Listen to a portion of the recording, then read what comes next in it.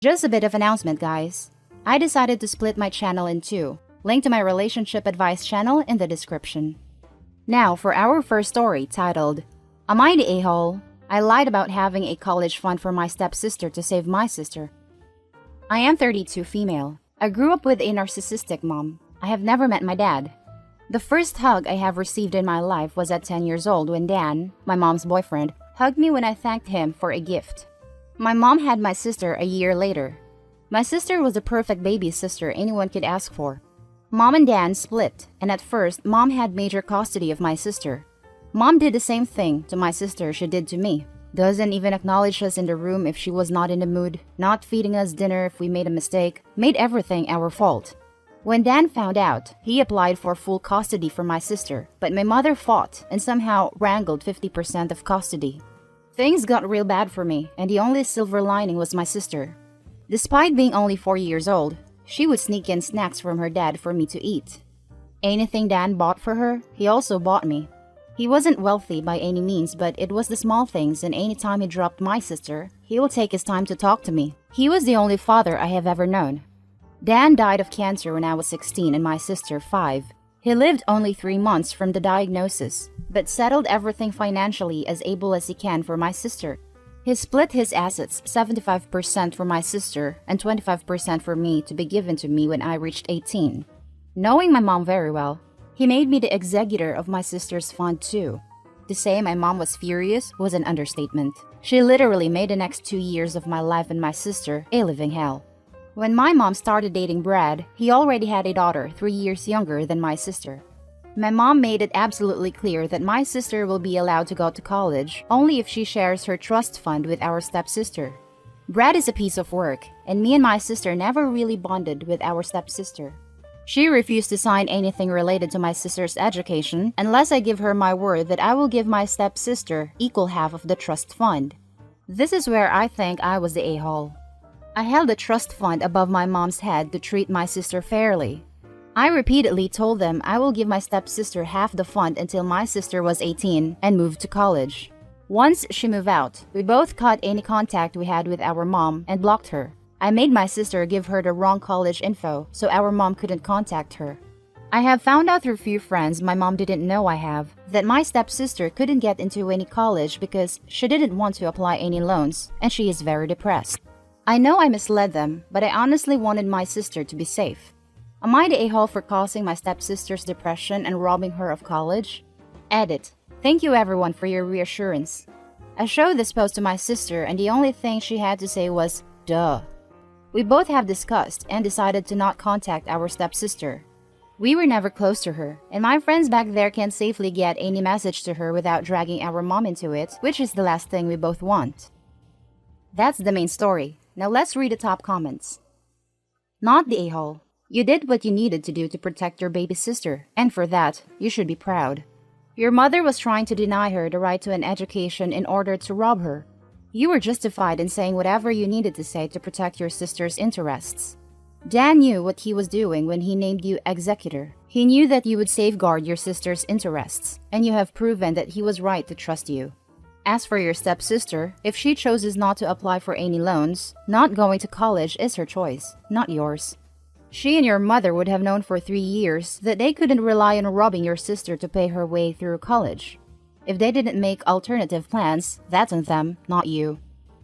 Dan was a great man. My sister is exactly like him.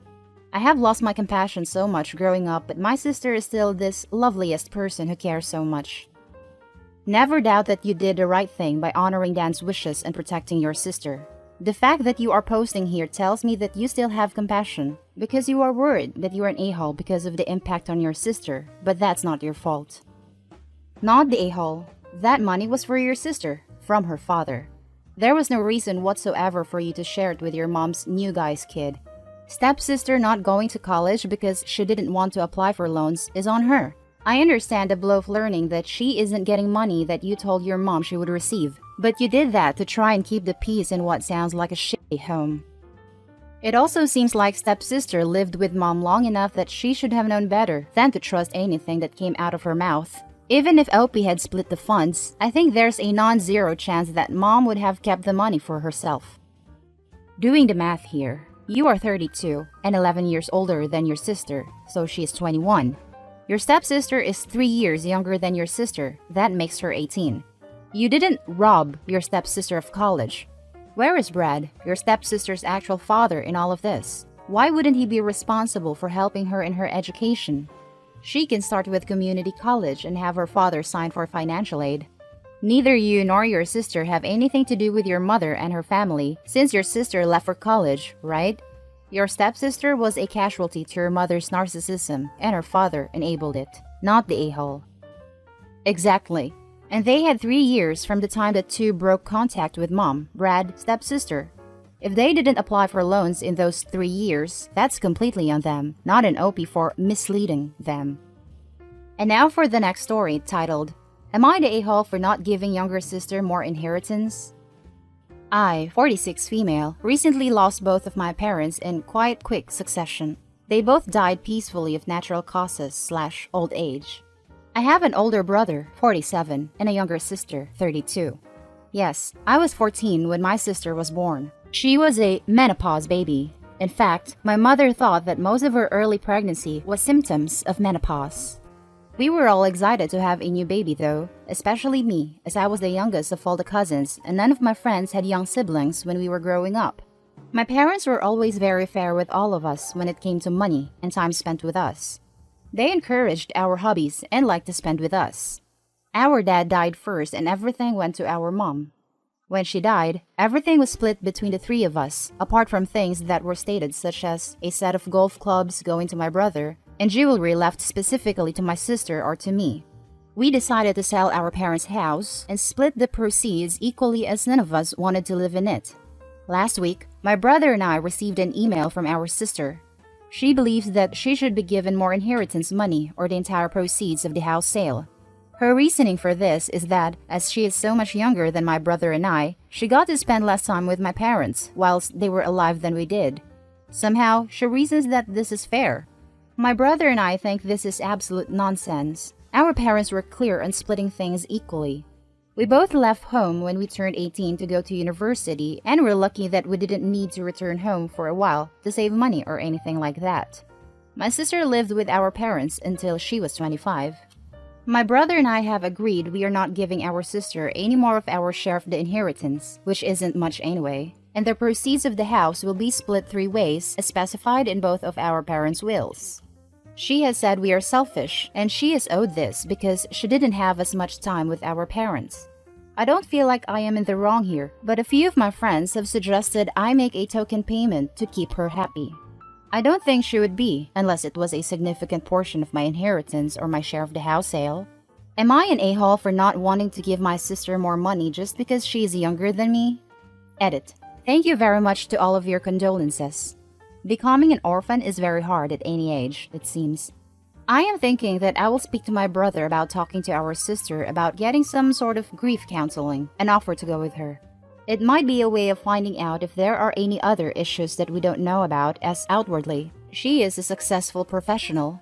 If there is something wrong, then we will offer our support.